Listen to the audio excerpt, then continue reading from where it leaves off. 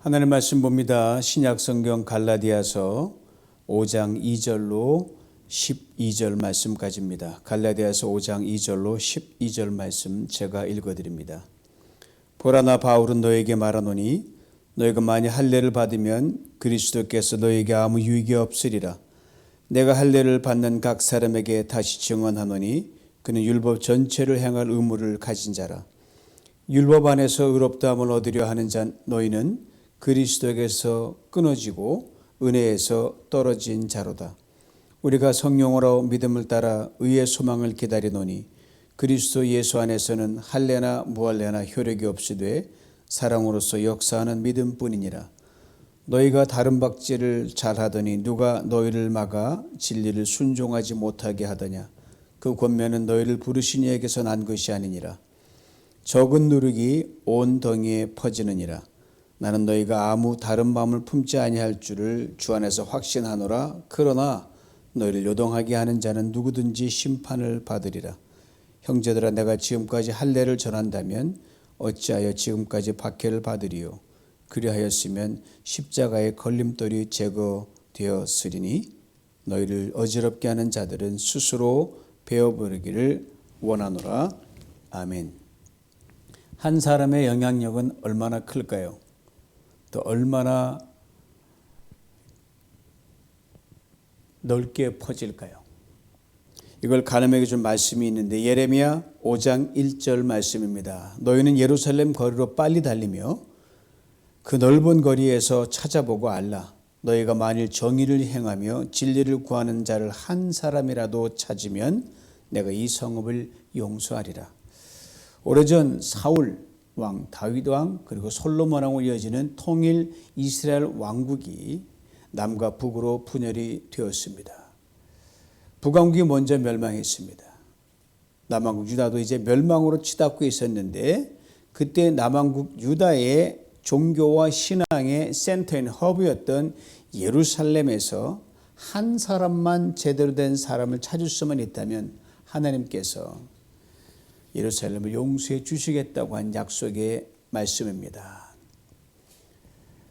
그렇습니다. 제대로 된 한 사람만 있으면 무너져가는 성읍이 용서를 받습니다. 그리고 망해가는 나라도 살려냅니다. 안타깝게도 당시 남유다, 특별히 종교와 정치로 신앙의 중심이었던 예루살렘에 하나님께서 하나님 신실하게 서서 백성들을 바른 길로 이끌어줄 한 명의 리더가 없었습니다.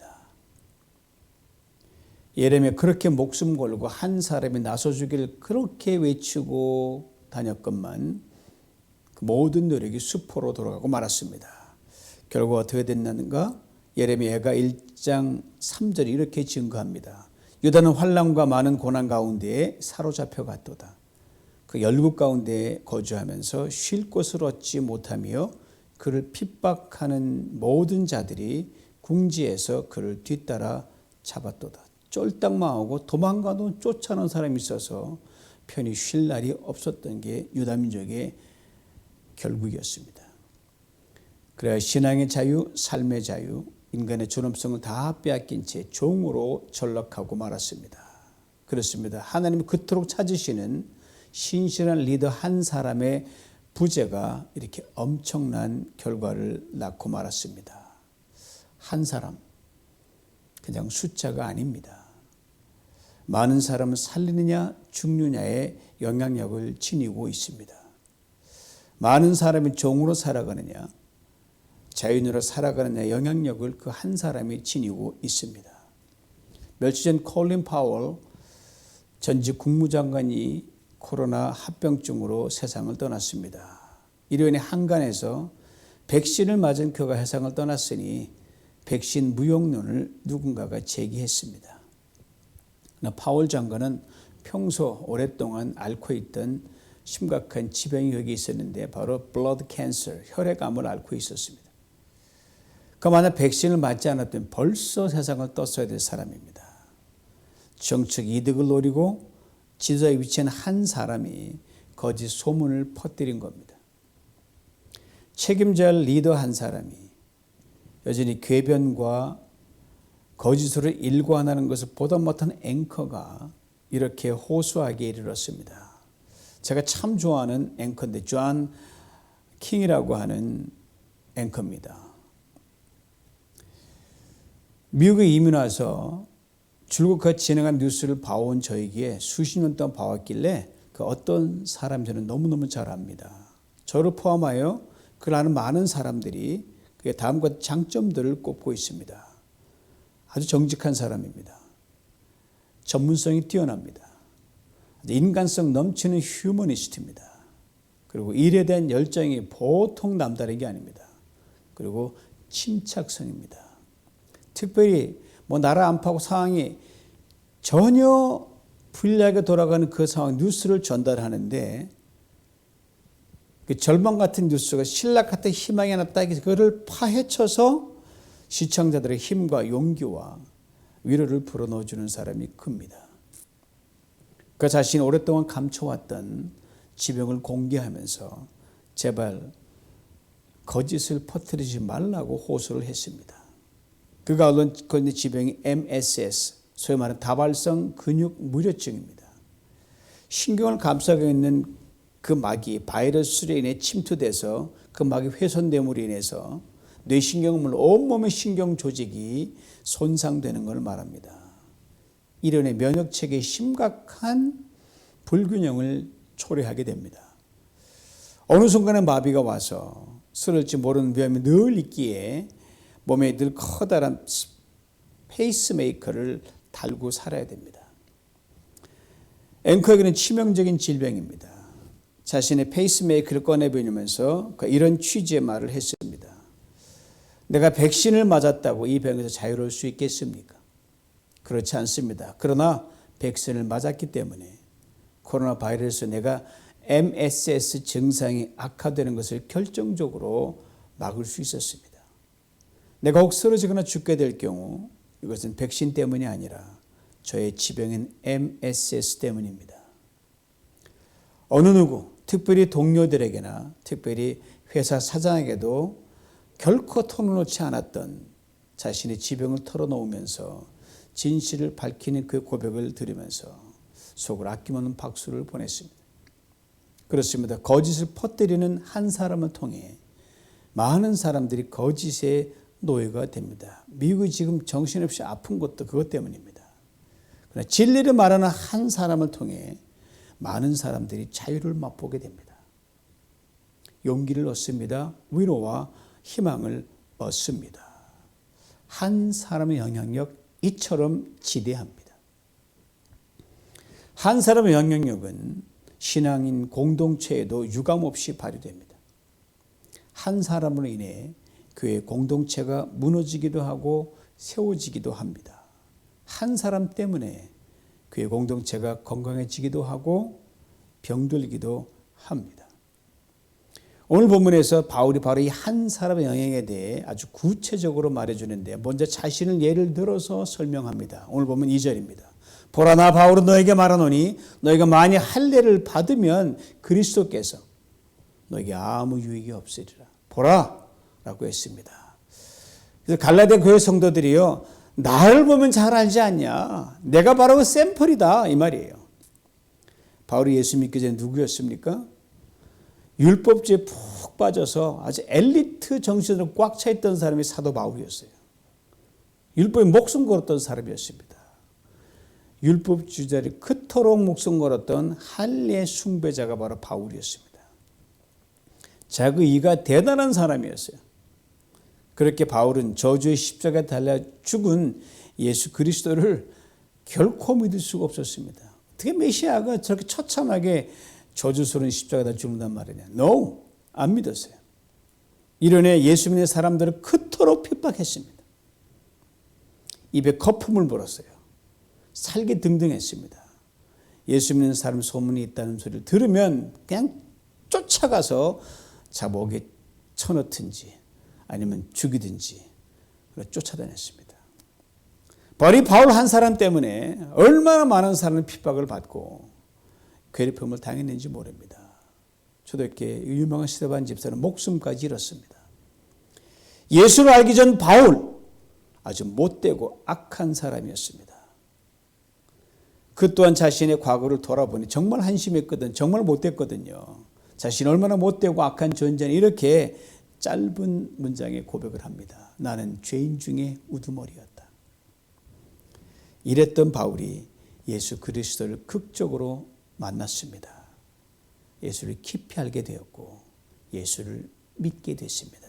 그리고 하나님 앞에서 자신이 얼마나 자격 없는 인간인지를 깊이 깨닫고 자신을 찾아 만나주신 예수 그리스도, 그분께 전 인생을 걸었습니다.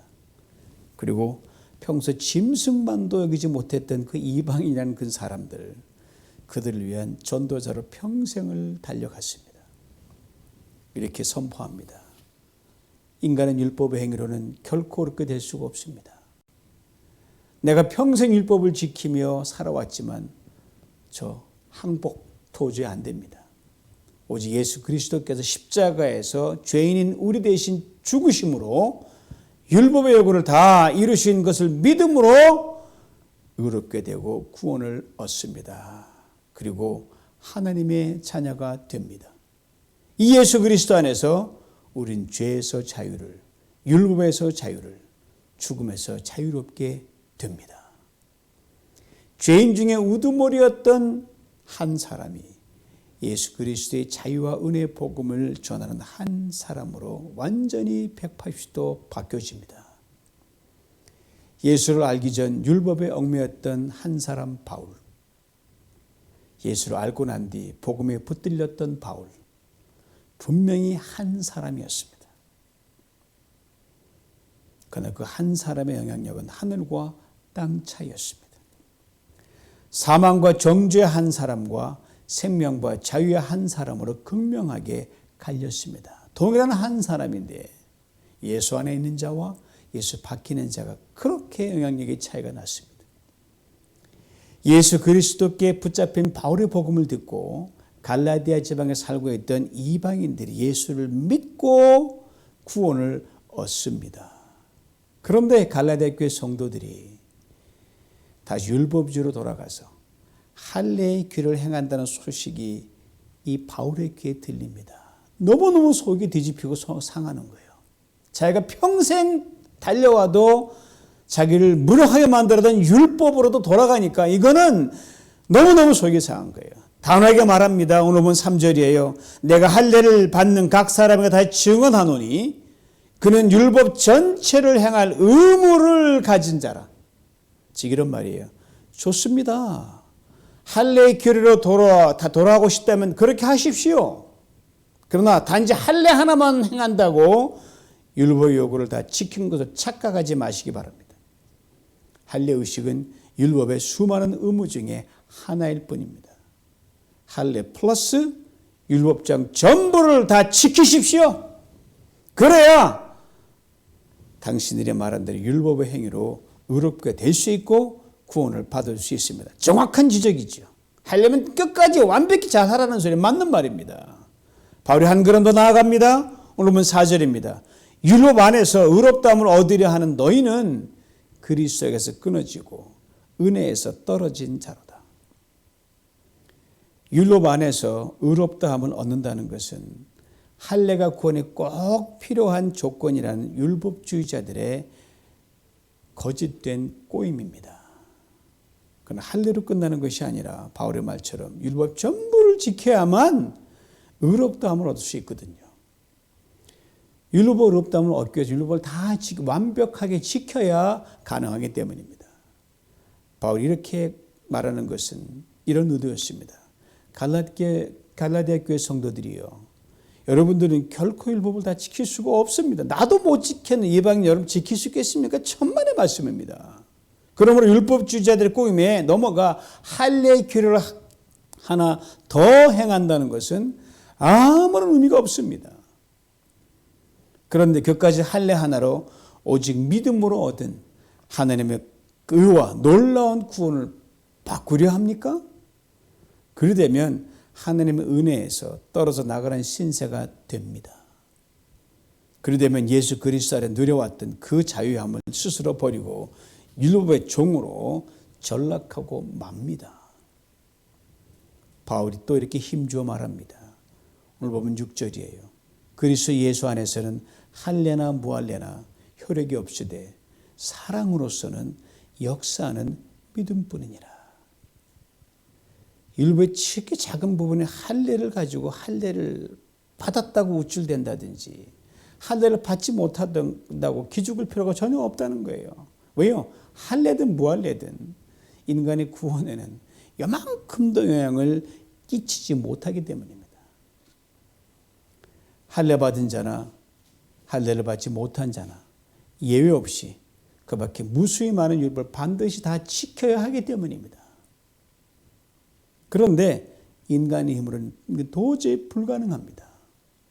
바울이 불가능하면 다른 사람, 보통 사람 당연히 불가능합니다. 이런 우리들을 사랑하셔서 하나님이 사람이 되셔서 우리 대신 십자가의 율법의 요구를 다 이루셨기 때문에 이것을 믿는 믿음뿐임을 바울은 다시 역설하고 있습니다. 즉 하나님의 사랑이 역사하는 십자가, 그 십자가를 우리가 믿음으로만 구원을 얻을 수 있다고 바울은 힘주어 말합니다. 이제 바울이 5절에서 매우 중요한 것을 우리에게 일깨워줍니다. 우리가 성령으로 믿음을 따라 의의 소망을 기다리나니, 의의 소망이라 그랬습니다. Hope of righteousness. 이번은 좀 쉽게 풀리는 말입니다. 구원의 완성이란 말입니다. 여기서 예수 그리스도 안에서 여러분과 제가 얻은 구원을 시간적인 차원에서 세 단계로 나누어 봅니다. 첫째가 구원의 과거성입니다. 우리 예수 그리스도를 처음 믿었을 때 그때를 말합니다. 다 여러분과 저는 이 방송 듣는 여러분이나 저나 함께 드리는 이 목사님이나 집사람 다 그때가 있었어요. 둘째는 구원의 현재성입니다. 우리가 구원받은 성도로 오늘이라는 현재의 시간을 살아가는 때를 말합니다. 셋째는 구원의 미래성입니다. 우리가 천국에서 하나님의 완전한 의를 덧입고 주님과 함께 누리는 가장 행복한 때를 말합니다. 영광의 때를 말합니다. 의의 소망 또는 구원의 소망이라고 하니 완성이라고 하니까 예수 그리스도의 십자가에서 이루신 구원이 뭐 부족한 거 아니야? 미완성 아니야? 오해하고 싶습니다. 천만의 말씀입니다. 하나님 편에 완전한 구원을 이루셨습니다. 전혀 문제가 없어요. 완벽합니다.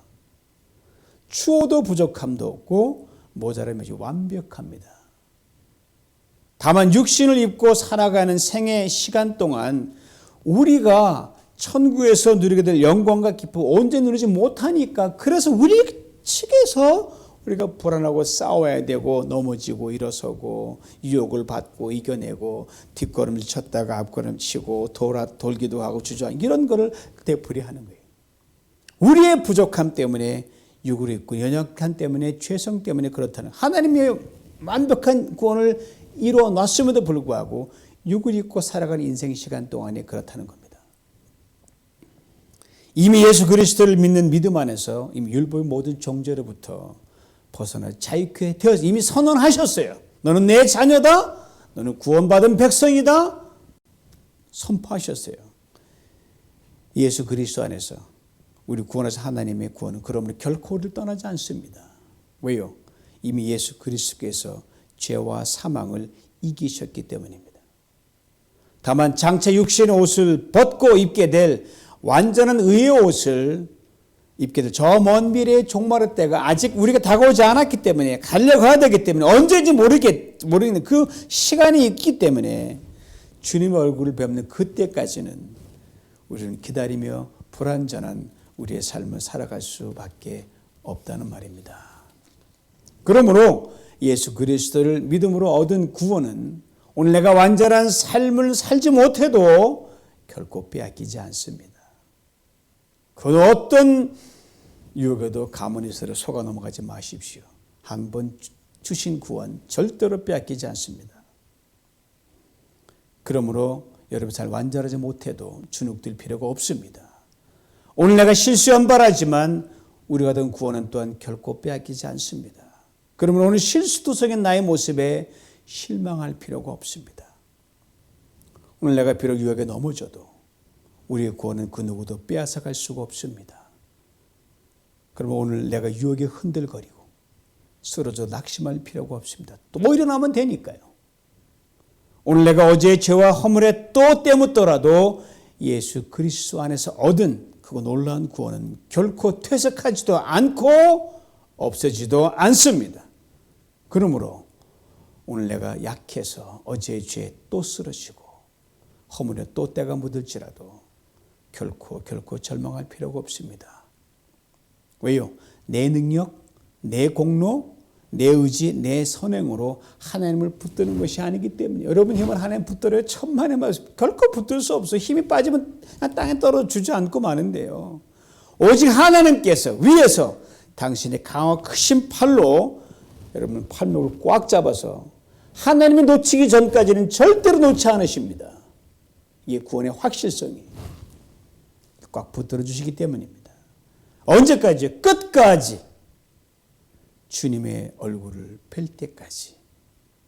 이것을 굳이 신학적인 표현을 빌어 말하자면 이렇게 됩니다. 성도의 견인, perseverance of saints입니다. 하나님께서 구원받은 당신의 백성들을, 성도들 은혜와 믿음 안에 끝까지 지키시고 붙드시고 위로하시고 격려하신다는 말씀이에요. 그러면 여러분 담대하십시오. 구원 결코 빼앗기지 않으니 오늘 또 새롭게 일어나고 당당히 나아가면 됩니다. 어제보다 오늘 더 나은 사람으로, 내일은 오늘보다 더 나은 사람으로 오직 은혜 안에서 선을 행하기를 힘쓸 뿐입니다. 그러기에 자랑할 것이 없습니다. 예수 그리스도께 이미 크고 놀라운 구원을 이미 다 완성해 놓으셨기 때문입니다. 오직 믿음으로 얻게 됩니다. 믿음으로 구원을 얻습니다. 그런데 여기에 알량한 인간의 공로가 있어야 구원이 완성된다며 2000년 전에 갈라디아 교회 성도들에게 할례가 있어야 구원이 완성된다고 유대 율법자를 집요하게 괴롭히고 그냥 못살게 굴었어요. 바울이 정색을 하고 따져 물었습니다. 오늘 본문 7절 뒷부분입니다. 누가 너희를 막아 진리를 순종하지 못하게 하더냐. 바울이 분명하게 선을 긋습니다. 오늘 보면 8절입니다. 그 권면은 너희를 부르신 이에게서 난 것이 아니니라. 그건 하나님이 하신 게 아니라 이 말이에요. 할례를 강요하며 너희들이 접근하는 사람들은 하나님 보낸 사람들이 아니라는 말입니다. 그리고 이들을 일컬어게 분명하게 말합니다. 9절 말씀이에요. 적은 누룩이 온 덩이에 퍼지느니라. 복음서에 누룩에 대한 비유 말씀을 주님이 여러 번 하셨는데 거의 대부분 누룩의 나쁜 기능, 역기능에 대해서 말씀하고 하나만 천국을 비유하실 때 천국의 쫙 확장성, 누룩처럼 쫙 퍼져나가는 하늘의 나라의 점진적 확장성을 말할 때 빼놓고는 누룩 못된 것이다, 나쁜 것이다, 악한 것이라고 말씀하셨어요. 바울이 말하는 적은 누룩은 그러므로 갈라디아 교회를 어지럽히고 미혹하게 하는 유대 율법주의자들을 말했습니다. 적은 누룩이라 하면 처음부터 막 이 율법주의 때려 몰려와서 못 살고 있는 게 아니에요. 한 율법주의자 한 사람이 은밀하게 갈라디아 교회 성도들을 접근해서 미혹하기 시작한 것으로 짐작할 수 있는데 원어로 본 누룩이라는 단어가 단수 여성 명사로 되어 있습니다. 이것이 이걸 분명히 증거해 줍니다. 저는 이 대목 읽을 때마다 그때 그 한 사람 철저하게 막았더라면 오늘 그 갈라디아서가 없어도 얼마나 좋아요. 교회가 든든히 서는데 미혹 안 당했는데 갈라디아서를 쓸 필요가 없었을 것이라는 생각을 저는 종종 하게 됩니다. A little yeast, 한 적은 누룩 같은 한 사람. 결코 적은 게 아니었습니다. 결코 하나의 숫자가 아니었더란 말입니다. 그렇습니다. 유대율법주의자, 겉으로는 신앙을 표방했지만 그 깊은 속은 믿음이 아닌 할례라는 불순한 동기를 품고 있었습니다. 아신 대로 누룩은 전염성이 엄청나게 강합니다.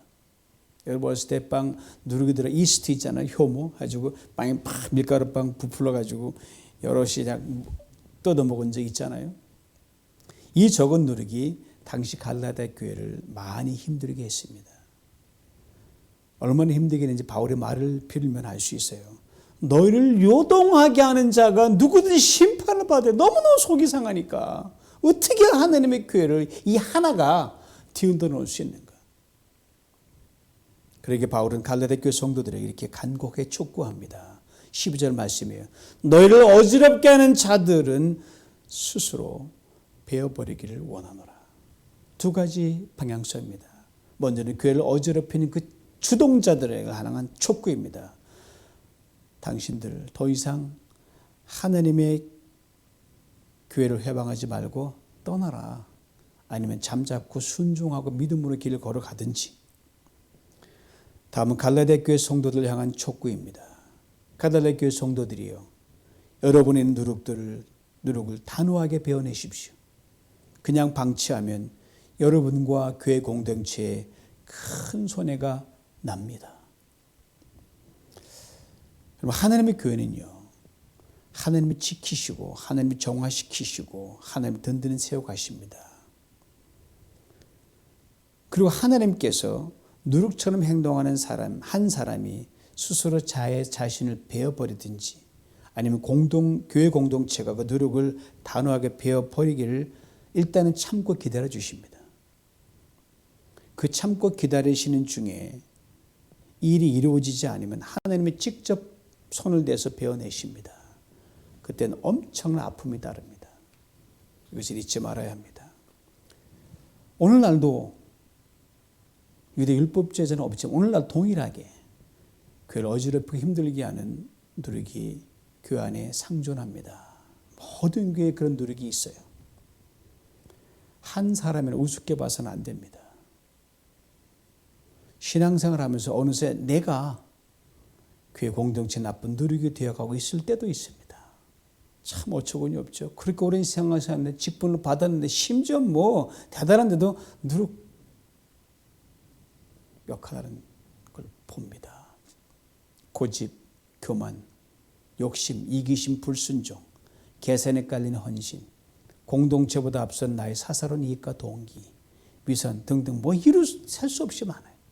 작은 것. 주님 말씀처럼 누룩이 되려면 좋은 누룩이 되어야 합니다. 내 공동체에 녹아 들어가서 나는 없어지고 선한 영을 끼치는 그런 누룩 말입니다. 누룩은 반드시 퍼지게 되어 있습니다. 전염성이 매우 강하기 때문입니다. 지금 나는 선한 영향을 끼치는 누룩인가 아니면 좋지 않은 영향을 끼치는 나쁜 누룩인가를 진지하게 살펴야 할 줄 압니다. 알 수 있습니다. 나쁜 누룩에 감염된 부분은 스스로 단에게 베어버리든지 과감히 배격하고 순수 깨끗한 무교병으로 하나님과 살아 진실되고 겸손하게 살아갈 수 있기를 간절히 원합니다. 교회 공동체 내에서 여러분과 한 사람의 영향력 결코 한 사람으로 끝나지 않습니다. 반드시 함께 신앙생활하는 지체들에게는 물론 교회 공동체에 반드시 영향력을 끼치게 되어 있습니다. 걸림돌인 한 사람의 성도로 살아갈 것인가? 디딤돌인 한 사람의 성도로 살아갈 것인가? 좋은 누룩인 한 성도로 살아갈 것인가? 나쁜 누룩인 한 성도로 살아갈 것인가? 예수 믿으니 어딘지 있어야 될 거 아니에요? 교회에 있어야 되니까. 중간지대는 없습니다.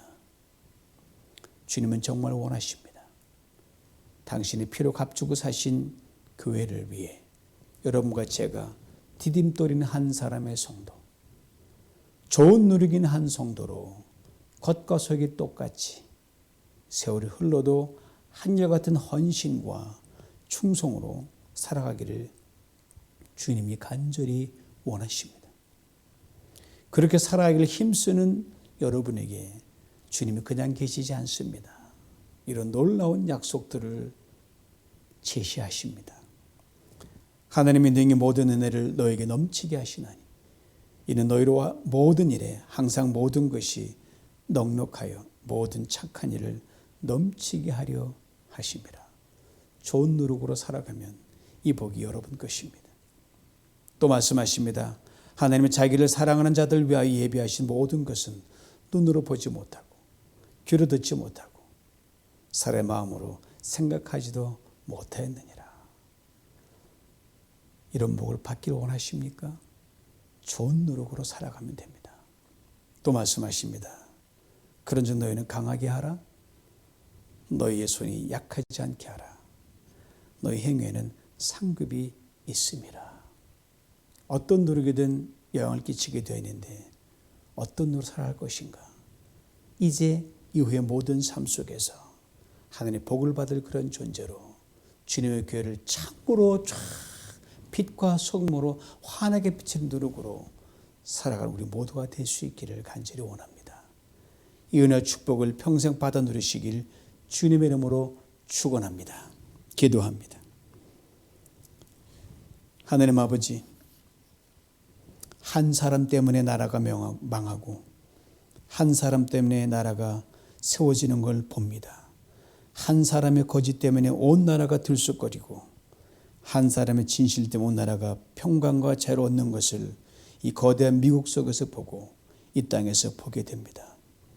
우리를 하나님 예수 그리스도의 구원 얻은 백성으로 삼으신 하나님, 공동체를 부르셨사오니 하나님, 내 한 사람 한 사람이 교회를 세우느냐 허무느냐, 교회를 건강하게 하냐 병들게 하냐, 나 한 사람에 따라 달려있음을 이 심각함을 알고 아버지 하나님, 나의 입술과 내 말과 내 생각과 저 뼛속 깊은 모든 그 흩어가는 생각조차도 주님 보시기에 결코 꾸지람 듣지 않는 그러한 선한 마음, 아버지 하나님 아름다운 마음 갖는 착한 누룩으로 아버지 하나님 이제 평생 달려갈 수 있도록 우리를 도우시고 축복하여 주옵소서. 하나님, 이런 준비된 한 사람 리뷰 공동체에 붙여주시고 이미 있는 성도된 모든 사람들, 이 아버지 하나님 주님이 쓰시고자 하는 믿음의 그 사람으로, 하늘의 성령의 불에 접촉된 사람으로, 기도로 승물 거는 사람으로, 주님에게 세워가는 그런 사람으로 멋지게 사용하시고 그들에게 눈을 보지 못하고 귀로 듣지 못한 놀라운 축복으로 평생 받아 누리게 하여 주시옵소서. 예수님의 이름으로 기도하옵나이다. 아멘.